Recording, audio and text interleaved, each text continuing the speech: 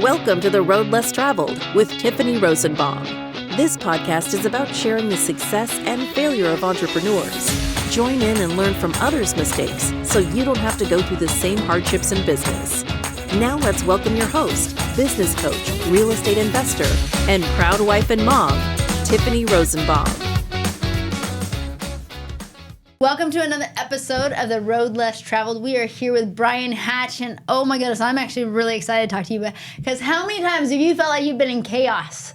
Bryan Hatch does not just build businesses, he builds systems to help entrepreneurs get out of the chaos.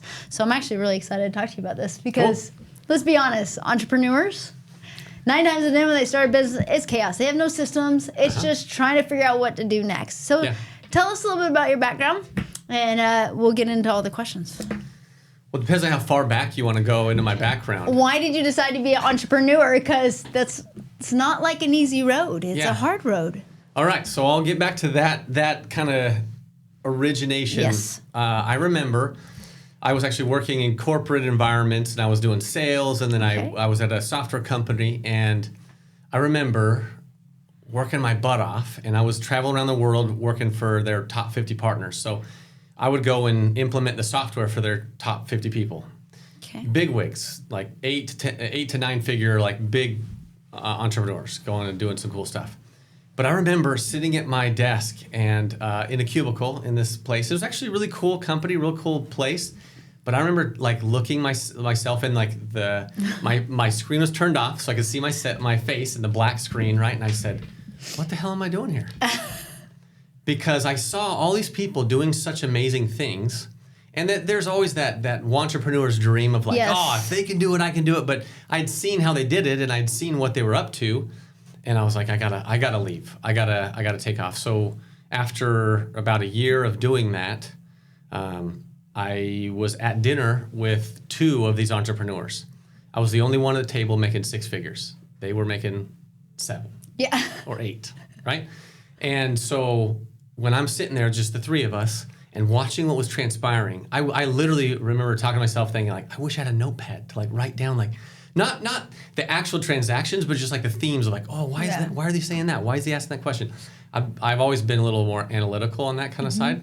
So that just changed the game. It just changed my mindset. And then those 2 were kind of the antithesis that said, hey, stop working for those guys and we'll be your first clients, kind of the thing.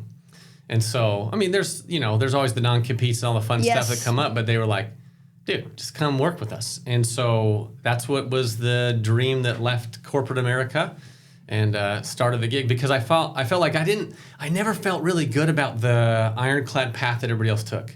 Go be a dentist, go be a doctor, go be a lawyer, go like all those things. Those are all great professions. I have a lot of respect for them. But I never felt myself as like the person that did those things. I never felt like that was my path. Yeah. You had to draw to something else. Oh, yeah. Marketing has always been something that I've loved from the time that I was in college. Like I always wanted to know how to make money for businesses. So that's kind of the antithesis of just seeing a way out and then making the jump. And the jump was probably not as, it felt scary at the time, but not nearly as scary as other elements of business. But okay. So when you made that jump though, what were some roadblocks that you received? What were some worrisomes? What were some mistakes you made? Because I don't know one entrepreneur that jumped into the entrepreneurship and then was like, oh, it's so easy. Yeah. What were some things that you had to learn? I think my path might have been a little more subtle. That like mentally, it's always like I'm actually doing this. I'm actually quitting my job. I'm actually going to tell my boss I'm going to quit.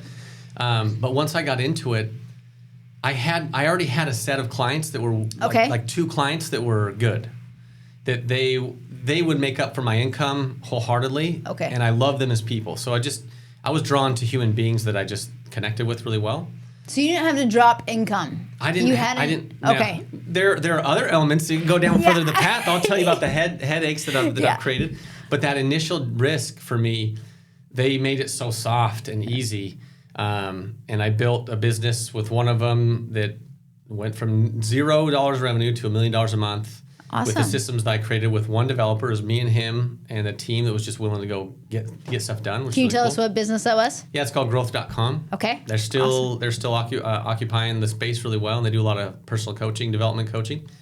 And so the team over there is great, big sales floor, and a lot of coaching. I don't know another coaching team that does more coaching sessions as a group than anybody else than those guys. Well, that was a fun way to say it. That was good. Yeah. Yeah. So built those things, but then there's more bumps, because then once I left their shelter, that's when the bumps started. Okay. To so how long did you have their shelter then for them to be clients? When did that shift happen? Yeah, like 2.5 years was right there. And I actually went and asked for equity in the company because I'd helped build it. And I'm not saying that everybody deserves it just because they ask, but I thought, dude, I've helped build this thing. And so I asked for equity, and that was a no. And they weren't mean about it or anything, but it was just a no. And I was like, okay. And that was like the next, okay, well then what else do I want to do? Because it's certainly not going to be this the rest of my life. It just wasn't that. I was like, okay, well, I've already built up in what I like to do. I got to go create and build more. I can't just I'm not a maintainer. I don't love the long-term, all the time maintenance. It's like build, grow, what else? And so when I did that, I just started picking up other clients, and then I became a contractor for them and started doing stuff. So we have a really good relationship even still. But then I started picking up other clients and doing other things and other projects, and that's where, you learn a lot of lessons. Okay. And explain the business you're in right now. Explain a little bit of the background of it. Yeah. So my company's called AutomateBIG, and what we do is we help entrepreneurs and their teams use marketing software to grow and scale and systematize. It saves them a ton of time. So I just love seeing in businesses, I've not spoken to a single business owner that has everything figured out and everything's working perfectly.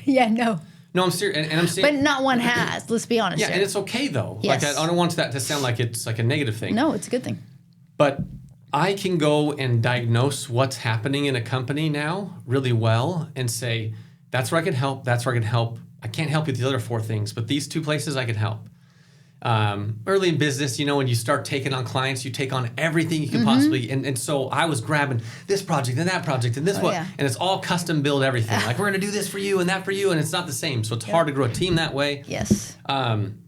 But for me, it was just exciting. I'm like losing sight of the question you asked. No, you're good. I actually like this because actually what you just said is actually a big issue with entrepreneurship. The squirrel or the shiny object, Yeah. And when you're building a team, like if it's not systemized, then it's like chaos a little bit. Did you feel like you felt like that with your team? Like when you're bringing on any and every project, like how was that? Dude, I will say this. Anybody that might be listening to this that ever has worked for me, like I honor them because I did not make it easy for any one of them. But they good people. I would say like there are a handful of people that I would like still count on today as just salt of the earth, great people. One of them happens to be working for you now. And so, but I'm serious when I say that though. Like I've worked with good people, but man, I made it hard on them because, and I knew that. I was so transparent about it. I wasn't saying, come on, just do a better job. I was like, dude, I know this is like starkly contrast from the last 2 projects we're doing. I'm going to have you learn this new thing to be able to do this new thing. So it was at least apparent, and I'm sure that I caused a lot of frustration that I could see, but only they'd be able to tell you accurately how much of a chaos I created for them. Actually, talking about the person that works for me, loved working for you. I just got lucky. She's awesome. Yeah, no, 100%. So when you went in and you were grabbing every single project you could, what changed for you to go, okay, I need to systemize this. I need to make sure we're doing the exact same. Or did that ever change? Yeah. Well, that's a great question. So let me diagnose that a little bit in two parts. First, because of my skill set as a automation guy, marketing software, I can do a little development. Like before ChatGPT, I know how to read and write HTML code. There's some things I can do. So my skill sets are weird because most of the people I know, they're either really good at the technician stuff, but they're horrible at the strategy stuff, or they're great at strategy stuff and they could never be a technician. I do both of those things. Yeah, that's not normal. It's not. And I've had other people point that out and help me see that in myself, but it's been useful as creating business. But I literally came to a point in my own business where I had to say, I can do that, but we're not going to do that. And that was really hard for me because there are certain things like Facebook ads, Google ads, LinkedIn. I've done ads on those platforms specifically, and I dove head deep. I mean, I've spent tens of thousands of dollars in training to like learn and really get good at it, and ultimately, I just not my part of my business anymore.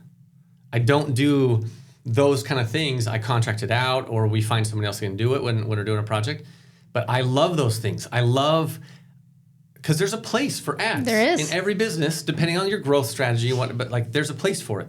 But it doesn't mean that I should be doing it. And that was like my struggle. So it was hard for me to say no to things because I could actually do it. And we all know that if you're good at a lot of things, but you're not great at a few, then like you do good at a lot of things. Yeah. And no business owner, no client of mine would be like, oh, this is good. Let's just keep doing that forever. It's like, no, it needs to be great. No, it does. And so that's kind of the realization was looking at the different things that I did and saying, okay, I have to parse this down into things that one, I love and I'm actually really great at.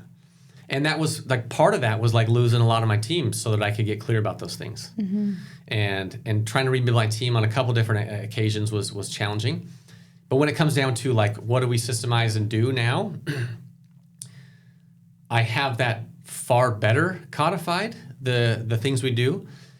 And I don't say yes to all of the different projects, but we still do weird things. Like, because most of the challenges I solve for my clients aren't things that just off-the-shelf software solves. That's my place in the market, though, is what is the actual problem happening in your business that's costing your team dozens of hours every week on spreadsheets or stupid things that we could do automatically, and solve it. We create a system, I'll develop it, whatever we got to do, and then it's solved, and then we move on to other things, or the project's done for that client. So we're clear about what we do and how we do it, but I don't take everything on that I used to. So I love that we're talking about this because 9 times out of 10, when entrepreneurs start, they take everything on. Oh yeah, but you kind of have to. You do, but you do have to at some point go, okay, what am I good at? Because you get more clients when you define it. Agreed. And it's like, this is what I'm great at. Instead of trying to cast a net to the whole ocean, you cast a net where the fish are, right? Of what you're good at. And I just had an email the other day. Someone was asking us to acquire a property management company. And I looked at it and I had to put my pride aside and I had to be like, this is not a good fit for us. It was really hard, but I was like, it's not a good fit. And because when we detract and we go, okay, I'm going to put my attention here, we're not putting our attention where we need to put it. Yeah. So that's a hard thing to do.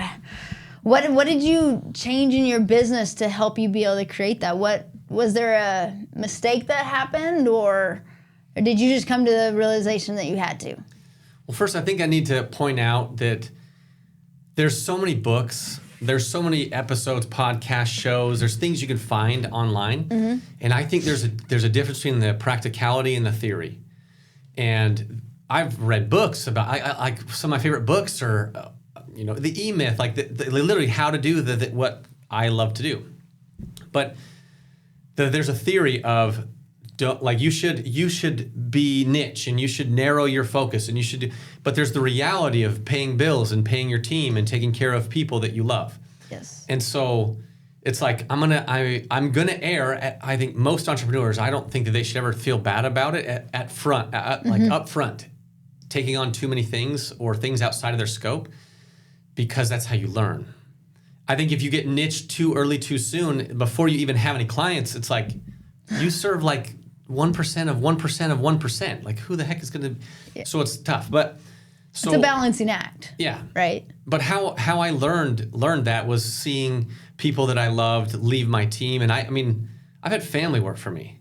Wow, that's a whole nother ball game. But again, luckily I've had good people. Maybe it'd be harder if I had rough or people that didn't fit. They were good human beings, and so then things worked out some way or another. Like God, the universe, like makes it better because everybody landed where they needed to land. I'm really happy about that. But yeah, it was the paring down of my team. It was what do I actually want to focus on? What do I actually care about? And that's changed. That's changed some of the kind of people that I work with. Not like personality types, but business like what kind of businesses they run. And that's helped me narrow my focus because I know these are the kind of people who help with these kind of things. How big is your team? I have one person that's my right-hand person. Awesome. I have an administrative assistant, and then I have 2 developers. Oh, that's a different. Yeah. So you had family work with you. Yeah. Huh. Okay, I actually want to dive into that a little bit because the only reason why I say that. My dad worked for me. Yeah. Okay, so you can't be a people pleaser if your dad works for you. Like, how did you have the hard conversations? How did you train them? Because I would say hiring family could be iffy. Yeah. So how'd you make sure you didn't get into destroy the relationship? Because a lot of times when family comes and works in a business, it does destroy the relationship if you're not careful. So how'd you make sure it didn't? I can't take credit for it. Okay. I was a part of it, and I feel I'm a creator in it. But my dad's one of my favorite people in the world. That's awesome. And still is, and was then, and still that hasn't changed. And he and I both knew going into that couldn't change. And other people that say that don't follow through with that because things change. But it was like a miraculous challenge because of what he was dealing with in life, with profession and other things, where he needed a transition, and the transition to me was useful for specific things that are more personal and professional for him. And I won't go into those because there's not mine to share. But some personal challenges that he needed to not be where he was, and being with me was useful. And I got to talk to my dad every week, which is fun. That's cool. But when it came down to it, and we had the conversation like, hey, we can't keep this up. Like, I'm not paying you more. I'm not paying you because of commission structure. Like, if I could pay you more if you were selling more, but I'm also having a challenge of getting some of the leads to you because I'm doing all these different things instead of focusing, right? But miraculously, because of his attitude, because of who he is, he didn't let that stop like what mattered. And so he landed in a place where he wanted to land, in a better spot, and I think he's doing better now than he was the previous 5 years. Like, he was working with me for a while, but prior to that, those 5 years, he's working with somebody else. Now he's back in better suits now. So maybe I was the perfect transition to like ruin his life, and then he's like, oh, anything's better than this. I don't know. But he's one of my heroes, for sure. It sounded like you had to have a conversation that might have been awkward for some, but you and your dad had a relationship that you could have the conversations like, I'm struggling to get you leads. We can't continue this because it's not good for the business. And because of him and because of his personality, then you were able to have that hard conversation. Yeah, exactly. Hard conversations are a big part of entrepreneurship. Have you always been able to have hard conversations with team members or? No, I mean, well, here's the thing.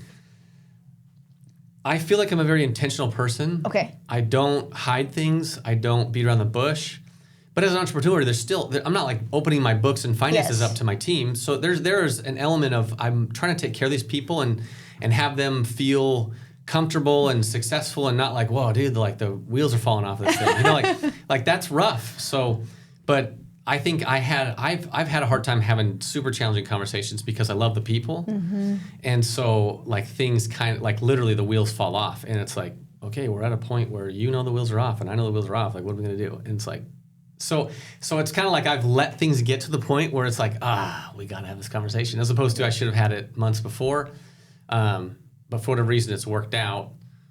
That's a hard thing though, because, and I want to dive in. You said something really important. You got to love the people, and entrepreneurs that love the people have people that follow them. But at the same time, you got to have the hard conversation. If the people are not doing what you need done, how did you learn to have those hard conversations? And how do you separate where I love you, but guess what? This isn't being done correctly. How do you put both of those together? Because it's really hard for any entrepreneur. Yeah. Numbers and love. I met a business coach. His name's Brandon Craig, and he opened up a different world for me. Okay. As intentional as I always thought I was, and I still think that's just a thread of my life. He opened up some new understanding, and for me, it really comes down, like life comes down to agreements and commitments. So true. And so when I'm up front, with what is the agreement. Like, hey, I need you to do these things. This is what it's going to look like. This is how you're graded. This is what success looks like. Like if I'm clear about those things, and I can say, but the problem with most entrepreneurs is we do this. We say, here's the outline. Here's your job. Go do it. Yep. No, that's true. But the problem with that, and the reason why I think that I've done better in that regard is I outline it and I say, what do you see in it? And they say, oh, this is what it is. And then I hear them say, and I'm like, oh, you missed like 7 bullet points. Okay, let's talk about, okay, bullet point 8 is this, and 9 and 12 and 14. You missed those. Do you see anything different now? And there's actually a feedback. So then now we have an agreement. Okay. If I give you, like, this is your role, I hired you to do this role, go, that's like, you're assuming they agree to it. And you're assuming they understand it. And because you're paying them and because they're working for you, there's an assumption that they're agreeing to it. It's not true. And so for me, when I'm clear about that, you do the work up front in employee work. This is what it is, and this is what it isn't, or like, and they can tell you, this is what I heard you say, this is what's going on. Then you're like, okay. Then when they mess up, because they will, and I do, like when we mess up because we're humans, then you could say, remember the agreement? Yeah, Bryan, I totally forgot rule 7 here. Okay, well, what are we going to do about it? I'm going to not do this, and I'm going to do this to make sure that I set up a safeguard so that rule 7 is followed. Okay, cool. And then it's like the conversation is so much easier because they know, they understand it, and they recognize it. As opposed to, you do the whole assumption game, and then you're like, dude, you screwed up. And they're like, I don't know what you're talking about. Well, I did exactly what you thought you wanted me to do. It's like, it's not let's be honest, English also is very, oh my goodness. Language. You can have 2 people stand in the exact same room talking English and go, y'all are not on the same wavelength at all. I've had that happen where I had my husband and one of our PMs were sitting and talking, and they were talking about something. I turned to him, I said, y'all are not on the same wavelength. Repeat what he said. And she repeated, and he's like, that's not what I said. And he's like, I said this. And she's like, no. And I was like, oh my goodness. But I love how you said feedback from the get-go. Oh, yeah. You know, have you always been one of big feedback from your team members? I feel like I've always accepted feedback. I mean, you might have to interview them to say, like, was he accepting? There's times when I overruled it. It's like, nah, I see what you say, but we're going to do it this way. But typically, like, it was after I met that business coach that really helped me understand agreements and commitments differently. Because once you have an agreement, you can be committed to it or you can lack commitment to it, right? So true. So that changed a lot for me. Although I think that I've always been pretty open. I feel like the team that I've had and the people that I've had around me, I can say, what do you think? And they'll say, I think this. I think that because of my personality, I'll trump it more often than not. And that's what a lot of entrepreneurs do. I attempt to not make that be a failure in the business, though. Yeah. Well, as entrepreneurs, you have to make fast decisions to actually move. So how do you promote feedback in your company right now? Like, is there a way that you, on a weekly basis or a monthly basis, you ask for feedback to see their ideas, or is it, how do you run with that? Yeah, it's role based. Like, okay. I mean, anybody that's ever worked with developers, they are genius, and I'm saying that with honor. They're genius, but they don't operate on the same communication level. So it's like, they don't like to communicate sometimes. Yeah, but that's what I love. I love the challenge of that. Yeah. It's fun. But the mechanisms, I meet with my team often. I meet with them regularly. There's either a daily or a weekly check-in, and then it's checking over what was done. How did it go? Did you have any feedback? Hey, I was having these challenges. We can solve those. But a lot of the things that are systematized, that are like, this is how it is, we've agreed to do it this way, and this is how it's going. Unless there's something that to them or to me is glaring of like, oh, that doesn't feel right. In this instance, we've been doing it like this for a long time, but it feels different now. It seems to go pretty well unless something, or like a new social media comes out, or like if there's something new that we need to tackle, that's fine. But if it's status quo, we do pretty good on it. Checking in. So now, being with Automate, it's a very project-based, right? Depends on how you look at it. Okay, so the reason why I ask is a lot of times people struggle. I mean, I've heard it all over a lot of social media when I go to conferences and speak. How do I do KPIs on marketing? Like, that's a big question in the industry. Yeah. So what would you say to that? Well, I say that most people that I replace, if someone's like, hey, we used to work with a marketing team and now we're going to work with you, 9 times out of 10, it was a nightmare experience. The marketing team said they could do these things and they didn't fulfill on it. And that is probably the biggest contrast for me is if I'm going to come work with you and do something with you or any client, we're going to be, it's the same thing as my employees. Like we're going to be clear about what's going to be done, how long it's going to take, what's going to look like, what it's going to be done, as opposed to, you're talking about KPIs. I will get to the KPIs, I promise. But they're unclear. The entrepreneur says, I want to have more money from marketing. I want marketing to make more leads so our sales go up. And that's like a lot. And I'm oversimplifying. Entrepreneurs are smart people, but they look at it quickly. They don't look at it like analytical. And so the marketing people say, yeah, we could do that. And it's like, well, how are you going to do that? Like, what's your plan? What's the plan? Right? And if they can't tell you the plan, they don't know what's going to happen, then you're going to get a $10,000 bill and you're going to have no leads or very few leads or very few quality leads, right? So for me, it's that, like, you got to know what is happening. And so then we set the KPIs for what we're doing. If in the past when they're like, hey, we're going to spend so much money on ads, then before we even start ads, I'm going to say, look, if you get this dollar per lead, like if it costs you $4 to acquire one email address as a lead or a phone number or however that business defines lead for them because they need to call them or sales, whatever. Then we say, well, it's $4 to get a lead, or if there's been times where I've had $65 to get a lead, depending on the industry, right? So if it's $65 a lead and you need to get 100 of those a month, you're going to pay, like, I'm going to do the math up front. Like, obviously, I'd love to get it for $3 a lead or $5 or $1 a lead, but let's look at I do the homework before and I say, let's look on Google. What are these costs for clicks? What are the costs per acquisition on all of the things that happen before I even start the project and say, here's an idea. And if they've never done marketing before, then I usually don't take them on as clients anymore because they're so naive. They're so like, I want to pay 50 cents every lead I get and I want to make $1 million next week. And I'm like, dude, you're crazy. That'd be nice, right? It would be nice. But when we look at the math as is, then we can define the KPIs and say, look, if I can't hit $65 a lead for you, then you'll fire me in a month. I don't do, you said project-based. I don't typically do projects because I hate them. And I say that very clearly. Like, I don't use the word hate very often, but I hate them. Because most people have an idea that this is the project when actually this is the project. Oh, you just said something so profound because that's exactly how it works. Yeah. And so for me, I'm a month-to-month contract. Okay. Service, we provide these services. These are the KPIs. These are the targets we're hitting. And if you don't like it after 30 days, don't pay me. We're done. Like, I don't need you to stay a client for mine. My average client stays for 22 months. Like, I keep people for a long time. And that's one of the problems about some of my business model. But either way, they stay with me because I do good for what they're asking for and we hit those KPIs. And those, I mean, in any lifetime value of a customer, I'm going to lose clients at 3 months and at 6 months. But my average client stays for over 2 years, right around 2 years because of the work we do, right?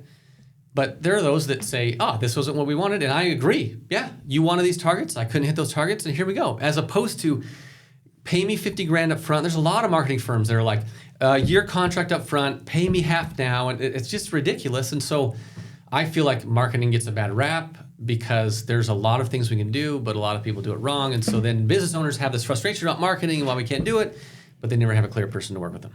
But I think what you said is key. People have a frustration with marketing because there's not a clear expectation. Expectations kill the deal 100% of the time.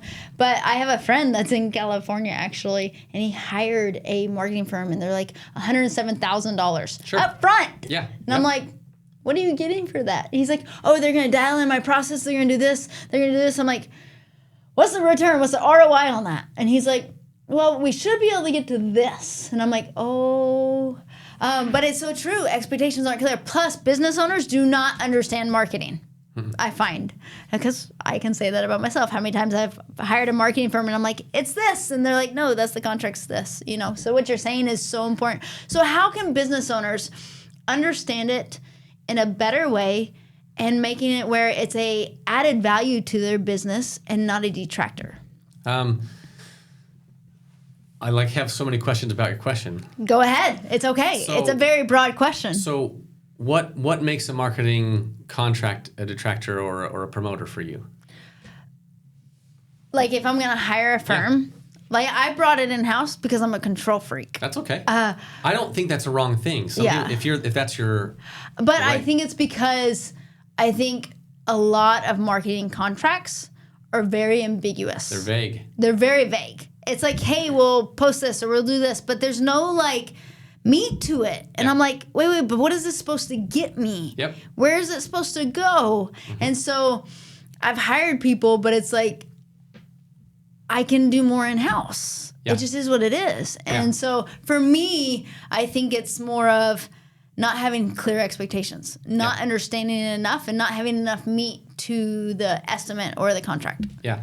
I don't think that you need to become a marketer to be a great entrepreneur, but you need to understand the tenets of marketing so that when you hire someone to do the job you want them to do, it's clear enough that you're like, okay, it's working or it's not working, versus the vagueness drives me crazy. There's a lot of people that say, oh, we'll just do these things. We'll post all these things on social and all of a sudden, boom, like it's going to be awesome. And you're like, well, what is that? Like tell me what awesome is. Like, how much is that going to make me money? Where's the revenue coming from? And if they can't tell you how, like I legitimately know people that say, look, when we do these things on social media, these ways, the way I prescribe it, it's going to be a gulp of work to do. But if you do it these ways, these are the outcomes you can expect. And I stand by that expectation, or this is my agreement base that they're making. That's a good marketing team, or marketing in that realm. I used to teach 14 tenets of marketing automation to teach other people how to learn what I did so that I could either hire them for myself or job place them. And there's just so much. You look at marketing and you can't be the best at all of them. Mm-hmm. And so if you say like, oh, if someone says like, I'm great at organic social media, sometimes entrepreneurs say like, oh, well, I'm going to get you the marketing team and you're going to do everything that's marketing.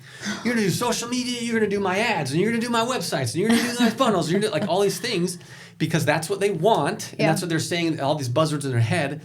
But the guy that they hired only has these skill sets, or the team they hired only has those. So you got to really know what you're getting and what you want.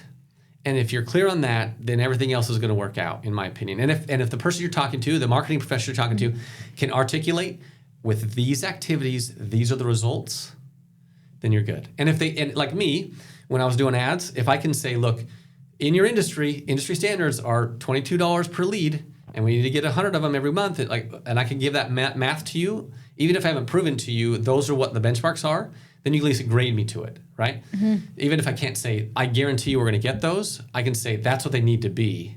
And I know how to do that, and I'll show you how I'm going to do that. So either they have the vision, they can stand by their vision, or they know the stats well enough to say, that's our target, and we're going to go after it. Well, no, it totally makes sense. So for all the entrepreneurs watching and listening, what should a company's budget be? And I know it's a very ambiguous question, and I know it's a vague question, but I want you to dial it in. What should a marketing budget be for a company if they are in growth mode, at least? Okay, I'm going to need you to define marketing. I'm going to have to define marketing. I was hoping you would say that because so many people think branding's marketing. I mean, social media ads, website. PR, everything. There's so much behind it. There's so much behind it. All of it. If a company, PR does not come in until the company's a lot bigger, so keep that out of it. But social media is such a big player right now. Mm-hmm. And you have websites, SEO. What should just a basic, take this, a young entrepreneur, they're starting their business. What should they start with? You answer that question. What should they start with, and what should the budget be? Oh, I don't serve a solopreneur much anymore. Okay. I could tell you that in the past, but because they're all over the place and they're still figuring it out, they don't have anything systematized, and they can't systematize because they're taking on anything they can take on. Yes. It's a different ball of wax. So the reason why I asked you to define marketing, and you say the whole thing, like, I'm not joking. You could spend $500,000 every year on your marketing if you're going to look at it like that as a whole, and that's what's going to like scare people. You're like, oh, I don't have $500,000. Don't spend that up front. No. I'm not telling anybody. If anybody presents you with a $500,000 contract and you've never done work with them, like don't do that. But you need to break it down. Like, you have to break it down and say, what is the biggest area that's going to help my business? And that's where I'm going to focus. And some people say, look, I don't know if ads are going to be it. Well, here's the thing. If you don't have sales on repeat, if you have a business that doesn't have an offering that is on repeat, that you don't have to customize, Like if you customize 10% of your offering because of whatever, because you're going to do something cool, but 90% of your offer is exactly the same for every person you help, and you are selling that thing all the time, even if you're not selling it as much as you want, then ads could help you. But if you're like, I'm going to help you a little differently because of the tech we're going to have to put together and custom develop this thing, custom develop for you, and like it's going to look, my project's going to look different for you, or the scope is going to look different for you than somebody else. So that's where, for me, define what makes sense for your business to do. If you don't have sales on repeat, then you shouldn't likely be hiring a lot of marketing people. Those businesses that, okay, well, I've got a repeatable process, my fulfillment's on point, like we got a process to move, and now I need to grow this thing. Okay, well, you can do that by borrowed traffic, right? You can get affiliates. You can get other players. You can find other complementary businesses and start working through them. That's one of my number one things. If you're not where you want to be, if you're over 7 figures, you should have these things figured out. But if you're like $200,000 to $500,000 a year, then you should be working with affiliates in some way, shape, or form. Get on podcasts. Get like, I'm not saying, if you're doing like a, landscaping business, your podcast, you're like, well, what is that for? It still gets your name out there, but you need to find a way that your process is repeatable, and then go from that, and then ads will make a difference. But I would say affiliate, borrow traffic from other people that are maybe a step up the ladder from you, and see if they'll promote you in some way, shape, or form. Give them a kickback for anybody they refer to you. And find a way to build your business that way. So once you have like more than one, you have the way that you get business, and then you got friends that are helping you get business, friends meaning entrepreneurs, right? Now you've got a couple different avenues of making business. Okay, now ads can come into play. People say social media. Look, social media is gangbusters, really useful. But I know very few entrepreneurs that have the stomach to be on social media as much as they have to be. And I got into that, and I saw what was required to do that. If the team you hire to do social media organic for you is not up on the trends, not looking at social media for 3 hours every day on their own time, just to like see what's going on, and posting and commenting and replying, and then posting links to everything, it's a ball of wax, right? So there's like short-term efforts. You say, okay, well, if I pay money in ads, well, I had a business that we helped grow, that they didn't have anything else going, and so we made ads happen for them, and they were probably too early to run ads, but they had the budget to run ads, and we made the ROI happen. We grew them over $1 million company. And they were able to harness ads, whereas they should have maybe done some social or done some other affiliate stuff. But you just have to pick a lane and say, this is where I'm going to head. I'm going to focus my attention on this, as opposed to I'm going to do all the marketing things. And then the budget. You asked me for budget, and I don't know I'm going to give you an actual number, because they're all different. Because it depends on the revenue of the company too. You can make more money go out the back door than it's coming in the front door if you're not careful on marketing. I mean, it's 100%. Insane. Yeah, I mean, there are people that have paid me, that have been paying me longer than they should have, and then we've had the conversations. I'm pretty upfront with my clients, like, hey, we're not hitting these targets. Like, for as much as we wanted and you want it, like, we got to shift something, or you got to let us go. Like, we got to have that conversation. That's where I am, but. If you're small, you can spend as little on SEO. You can spend as little as $500 a month. I mean, we have SEO services for $500 a month for companies, because now with AI tools, other things that are out there, we can systematize it a lot easier than you can, and we know the 1,000 problems that are on your website that we can fix. And some people are going to pay $5,000 or $6,000 for SEO every month. But they better be over 7 figures to be doing that. Otherwise, it's stupid. Like, you can use AI, you can lose a lot of the tools that are out there now, and do it a lot better. You can build a website now through contractors, and it depends on what kind of quality you want to have, right? But you can get a website done for $3,000 to $4,000. We'll do that in some cases where it's like a real simple thing. But like, your sweet spot for like getting a funnel and a website together, $7,500. That's a project-based look. But there are a lot of other things that we do that aren't just like a one-time, one and done. It's like we've got to hone this process, and then we've got to increase revenue by 10%. And then so what do we got to do to make that happen? So I like that you brought up, if you're small, affiliate should be your first. We did that for many years when we were small. We did, and everybody thought we were crazy, but we go to other property managers in one of my businesses, and one of our biggest deal flows now is other property managers. Really? It's hilarious. People are like, no other property manager is going to give you leads. And we're like, we're going to try it out. So we give great referrals. And we have like 3 or 4 property managers. Literally, I got a deal from freaking Colorado and Oregon this last year for 20 units.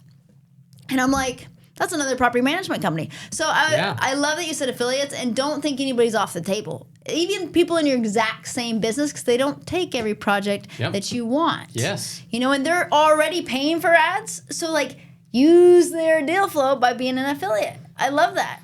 It's one of the gold places that most young entrepreneurs, or like young in their business, I don't care what age you are, but young in your business, negate or neglect, because I guarantee, like you just said, I guarantee you there are a dozen businesses that compete with you that are like, we'll never take that on. And if you're like, I take that on, like that's what I do, then it's no problem for you. And then now you've got leads coming in. And once you systematize the way you build your business, then other avenues become players. Like, oh, now we're going to focus on some SEO efforts. Now we're going to focus on some advertising. Now we're going to focus on really honing in our customer journey. There's like a lot. So it's like a little stepping stone. Don't take everything on at once is what I'm hearing. Yeah, don't. Take steps by steps, because marketing is a huge budget, and it can kill a business if you're not careful. And I just say, I know that there are competitors of mine that are good, but most of them are not. And I just say, like, if you're going to hire a marketing firm, if they can't paint the vision for you, they can't give you the KPIs up front before they even start, don't hire them. I'd say 90% don't know how to do that. But don't hire them. Like, just don't. Like expect more of the people you're going to hire. Don't think that their vague proposal is going to work for your business, because it won't. It just won't. It will end in frustration. It will end in lost money and revenues that you haven't hit. I love that you said this, because one of my clients, I consult a few people every once in a while, and she's like bringing all this software. I'm like, stop. And she's like, marketing and SEO. I'm like, stop. You're going to kill your business before it ever starts. You don't even have a bunch of income coming in. And it's like, it's stepping stones. Try this out, see how it works, build this, then keep going. Yeah. I love that you said that. To be respectful of time, I have a few other questions. Yeah. But what is the worst advice you've ever received, Bryan? Oh. I know that's a hard question for some people. That's a really, I like thinkers, the questions that make you think. What's the worst advice? This might sound a little weird, but I'm going to say it. So, that it has to be hard. Oh, I like that. You're going to explain that a little bit then. Yeah. Don't get me wrong. Like we haven't talked about all the bumps and bruises I've had in my entrepreneur role, but I think that until you have bumps and bruises, you're not an entrepreneur. I agree. Before that, you're like willing yourself into it, but you've got to have some painstaking, like on your knees, like not happy moments. Otherwise, you haven't really done it. And I don't think there's a way around that. But there are. If you believe that it can happen, it can happen.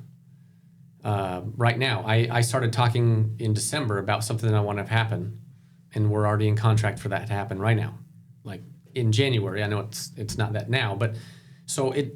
Not all things have to be hard. There are things that I've done. I had an opportunity last year that was like, here's an opportunity.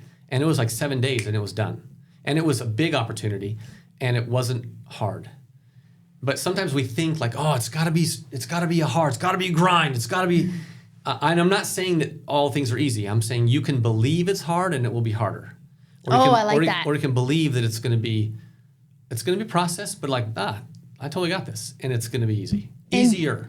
Enjoy the journey, right? Yeah. I think one of my favorite phrases that I say, and I think this aligns with this, is what you think is what you believe, and what you believe is what you become. Because if you think something, it's going to happen. Like if you think it's going to be hard, I have a sibling that is always, it's hard, and it's like, you wake up and it's hard, life's hard, you know? It's like, no, you just enjoy the process.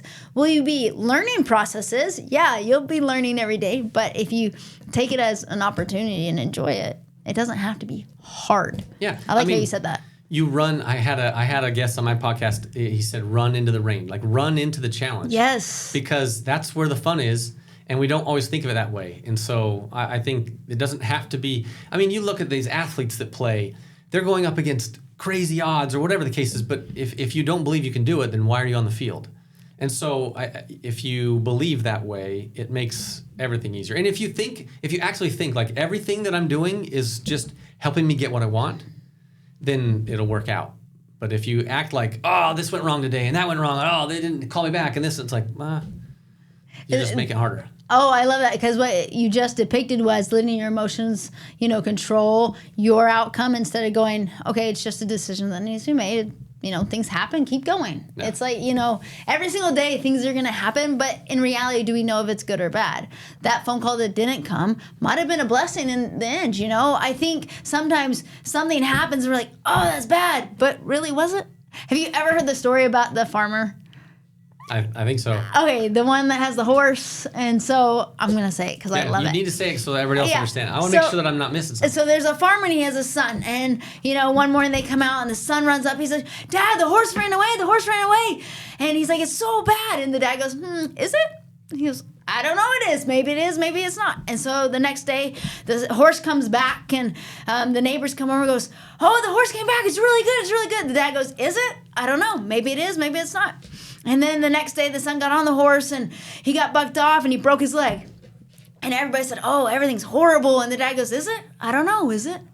And then about a week later, the army came up and was deploying all the young kids. And because the son broke his leg, he wasn't deployed. And again, the dad said, I don't know, is it? We don't know really if it's good or bad. It's just actions that need to be that happen, and we just need to learn from them. So I love that story, because my mom was telling me that again this morning, because we're always like, is it really good or bad? Do you know? But what is the best advice you've ever received? Best advice I've ever received? Ooh.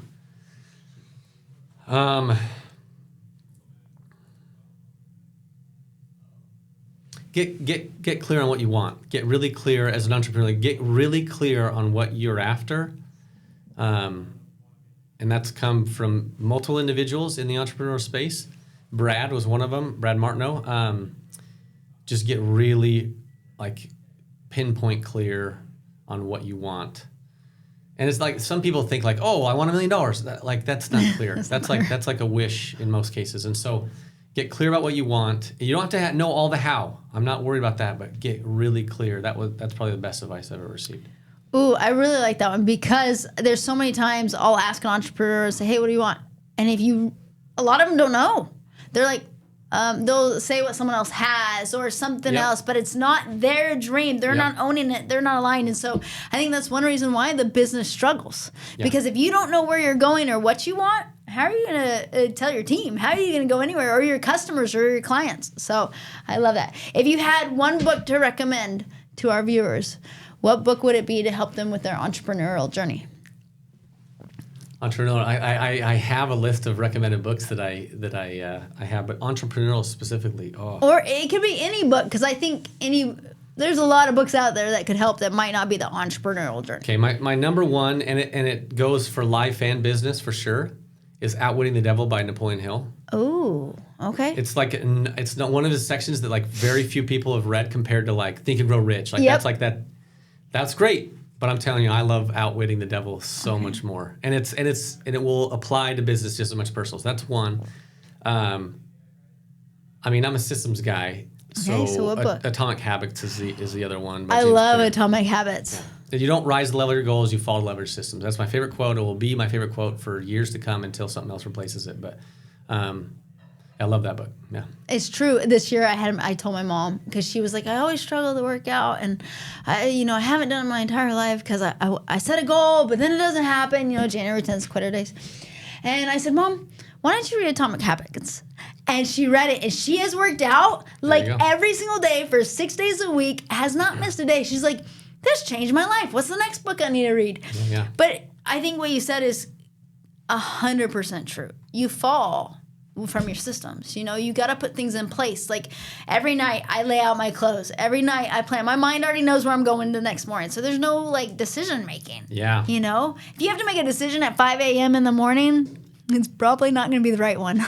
Yeah. Most people don't do that right. We make we allow decisions to be made in the future that can be made today, and the decisions that we can make now will affect the future far more than like waiting. Re-say that quote, because I'm going to quote that going forward. I really like it. The decisions you need to make, or the decisions that you can make, and I'm going to say no quote. The decisions you make in the future are better made today. Yes. And the ones you make today will affect the future far better. Oh, I like that. That's profound and empowering. Now, one last thing for the people on TikTok, the viewers on that are listening to the podcast. Every entrepreneur goes through ups and downs. It's a roller coaster. It's not a direct line. You're going to learn and grow. What would you tell them to get through this entrepreneur? They're in the grind. They're struggling. They're like, I know what I want, but they're just in that moment of questioning. Yeah. Well, I think it comes down to not being clear. And so, like, you've got to get clear about even what your day needs to look like. Because sometimes we have this future that we want to do, and we try to bring that into today somehow. And it's like, you can only do today. You only have this many hours. And so maximize those. Maximize the hours today. But you can maximize the hours by going to the gym all day, and that's not really right? Like, you could do, like, you have to find what you want. That's why, like, if you don't know what you're aiming for, then it doesn't matter what you do. Mm-hmm. The Cheshire Cat, right? Like, if you don't know what path you're going down, it doesn't matter which path you take. So I think if you're clear, then maximize the day. And I'm weird like this. I've been on a journey the last couple of years, but specifically the last year, of tracking all of my time, like every minute of my time, to find out where I'm missing and where I've said that this is a priority in my life, but like, look at my stats, it shows that it's not. And so, like, if you're an entrepreneur and you're in the grind or whatever, like, find out what is the thing that you need to solve the problem you have. If it's sales, or if it's team, or if it's like, fix that thing that's, and I'm not saying you have to be the best at it, but if you're clear that, I want this relationship with this employee, my head employee, to like be the best they can be, and right now it's like strugglesome, then get clear on that, and then optimize your day to make that happen. Because all the other things you're doing are just doing things. That's just busy work. But if it's like, that's the one that actually matters, then you need to focus on it. So, because of that focus on the day, hopefully you'll bring your mind present to what is, because you can't deal with tomorrow, today.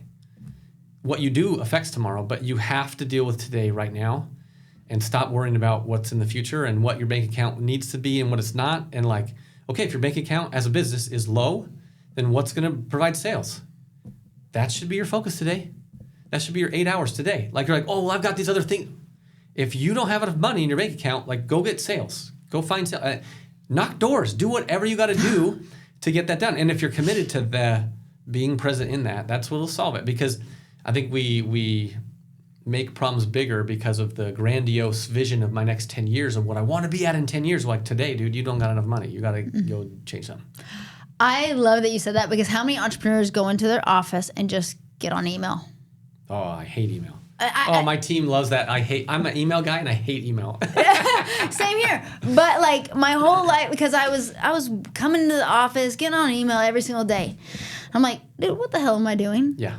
And I talked to Daniel about this, and I was like, where are we going? And so, like, every night now, I plan the next day. And I'm like, these are my core things that have to get done. And then every Sunday, I plan the week. And I'm like, these are our core. And I still have to get my email down. But what I realize is, it's like the jar. You put the big things in first, then the medium size, and then the small things, and then everything fits.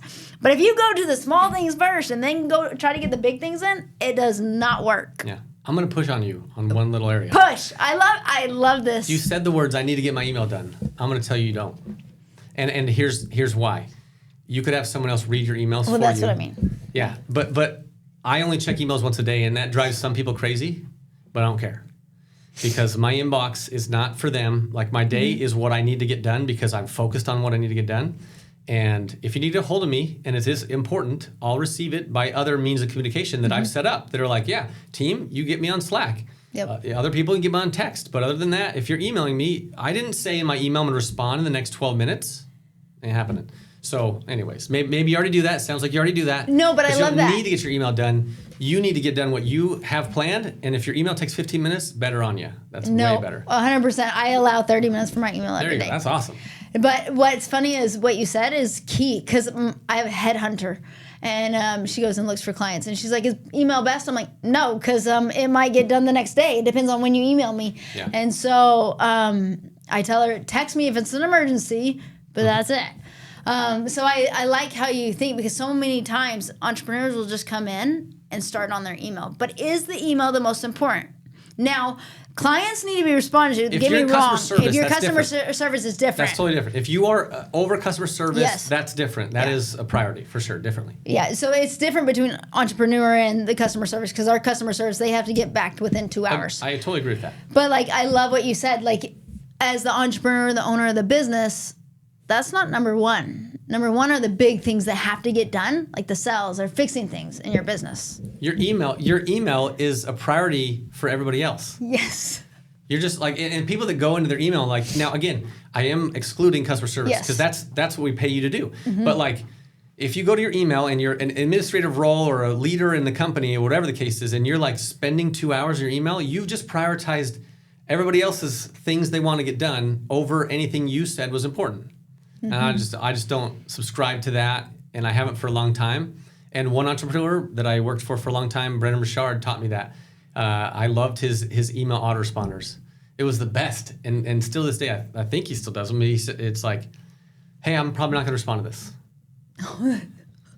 If it is an emergency, meaning someone's arm is cut off, like an actual emergency, not an emergency to you, but an actual emergency, then this is how you take care of that. Otherwise, contact my team. Yep. If I find it important, you want to elevate yourself and you want to make yourself feel cool. You don't want to be an egotistical person. No. But it's just like, hey, it doesn't mean I'm going to respond because you sent this, but I will if it matters. But I like that for the business owner, they have to get out of email. It's not if you get out of email, it's you have to get out of email because you have to be working on the big problems. Yeah. And if you're not working on the big problems, then you're letting your team down. In essence, because you got to make sure sales is coming, you got to make sure customer service is running, you got to make sure all these little parts are actually growing. Mm-hmm. Otherwise, if we're just answering emails, and trust me, I've done it though. I think every entrepreneur goes through that phase where they're like, did I get anything done today? And so I roadmap to success. I love that. Where can they get a hold of you, Bryan? Because I love listening about your company. For the viewers and for the podcast, where can they get a hold of you? Yeah, my website, AutomateBIG.com. That's the best place to find me. If you want to talk to me, you can schedule time with me through my website. So AutomateBIG.com. If you email me, I'm not going to respond because I get a million of those. But the website is the best place to get a hold of me. You can find me on social as well, but I'm not... I'm actively avoiding distractions in my life, and that's not a place where you're going to find me actively kicking butt right now. So your website is where you're going to be kicking butt? Website, you'll get a response very quickly. This podcast. Yeah, so my podcast is called The Intentional Way. You can find it on any platform where podcasts are offered. I like the name of it. The Intentional Way. I love it. Thank you so much for coming on today, Bryan. Yeah, it's been fun being here. Awesome. Thanks for tuning in today to The Road Less Traveled. If you're organizing an event, workshop, or simply planning something exciting and would like to have Tiffany Rosenbaum join you or want to have her on your podcast, visit TiffanyMRosenbaum.com and click on Book Tiffany to get started.